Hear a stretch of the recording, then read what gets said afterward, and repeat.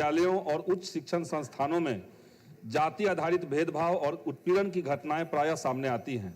2016 में हैदराबाद केंद्रीय विश्वविद्यालय में रोहित वेमुला, 2019 में मुंबई के मेडिकल कॉलेज की छात्रा पायल तड़वी, 2023 में आईआईटी बॉम्बे के छात्र दर्शन सोलंकी आदि की सांस्थानिक हत्या कैंपसों में जातिगत भेदभाव और उत्पीड़न के प्रत्यक्ष उदाहरण हैं। यूजीसी द्वारा माननीय सर्वोच्च न्यायालय और संसदीय पैनल को दी गई रिपोर्ट के अनुसार 2019 से 2024 तक उच्च शिक्षण संस्थानों में जाति आधारित भेदभाव और उत्पीड़न की घटनाओं में 118% की वृद्धि हुई है। इसके आलोक में जनवरी 2026 में यूजीसी द्वारा इक्विटी गाइडलाइंस की घोषणा की गई, लेकिन इस गाइडलाइन को मजबूती से लागू करने की जगह ब्राह्मणवादी मानसिकता से प्रायोजित आंदोलनों के बाद सुप्रीम कोर्ट द्वारा इसे स्थगित कर दिया गया। हालांकि कर्नाटक और तेलंगाना की राज्य सरकारों ने अपने उच्च शैक्षणिक संस्थानों में जातिगत भेदभाव और उत्पीड़न के खिलाफ रोहित वेमुला एक्ट की संभावना का संज्ञान लिया है।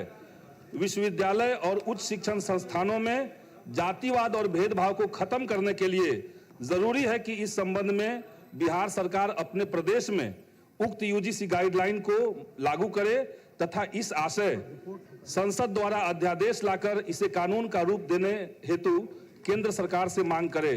अतः हम इस अत्यंत लोक महत्व के प्रश्न पर सदन में यूजीसी इक्विटी गाइडलाइन को लागू करने का प्रस्ताव पारित करने की मांग करते हैं। प्रोसीडिंग से ब्राह्मण से हटा दिया जाए।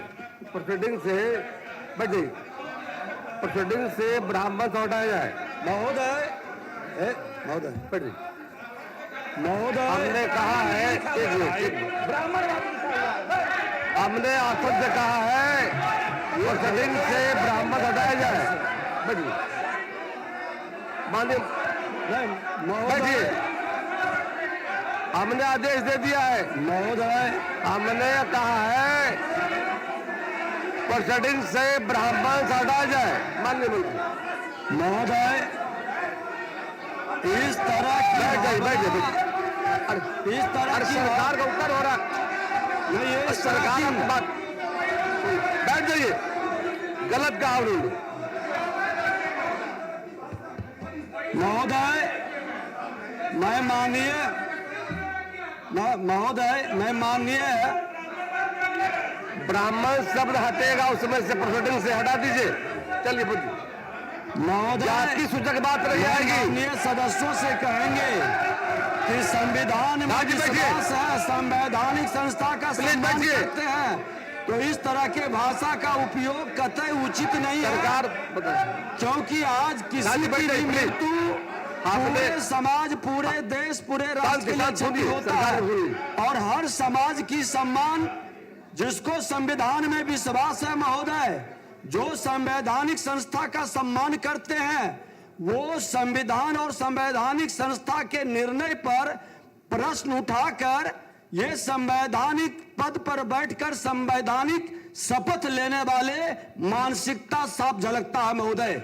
हर समाज का मैं सम्मान करता हूं और इस तरह की मानसिकता समाज के अंदर जहां बोलने वाले लोग हैं महोदय, आज मेरा देश कमजोर करने में आप बैठिए। समाज के प्रति जो जहर बैठ जाइए। वो राष्ट्र के हितैषी सरकार के द्वारा बातों को रखिए। सुनिए ध्यान से। ये कोई समस्या है, हर समाज के लिए है। मैं भी टेक्निकल कॉलेज में पढ़ने गया था महोदय। उस समय सत्ता किसकी थी? मैं तो भूमिहार ब्राह्मण समाज से आता हूं महोदय। यही मुजफ्फरपुर में रैगिंग कराया गया, हॉस्टल से बाहर निकलने के लिए विवश किया गया महोदय। मैं भी तो भूमिहार ब्राह्मण समाज से हूं। ये मानसिकता पर प्रश्न उठनी चाहिए, लेकिन जातिगत भेदभाव से ये बाबा भीमराव अंबेडकर के जाति विहीन समाज के सपना को तार तार करने की मानसिकता रखने वाले लोग राष्ट्र के हितैषी नहीं है महोदय। ये राष्ट्र को कमजोर करना चाहते हैं, ये समाज के साथ गद्दारी करते हैं। प्रभारी मंत्री विजय बाबू, प्रभारी मंत्री नगद विकास, प्रस्ताव रखिए। प्रस्ताव आपका है, पढ़िए पढ़िए, छोड़िए ना महोदय।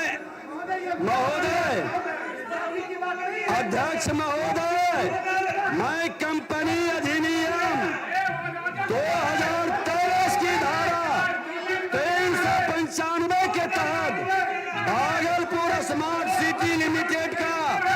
वित्तीय वर्ष 2016-17, 2017-18, 2018-19, 2019-20, 2020-21, 2021-22 एवं 2022-23 के वार्षिक प्रतिवेदनों की एक एक प्रति सदन पटल पर रखता हूं महोदय। अब शून्यकाल लिए जाएंगे, शून्यकाल लिए जाएंगे।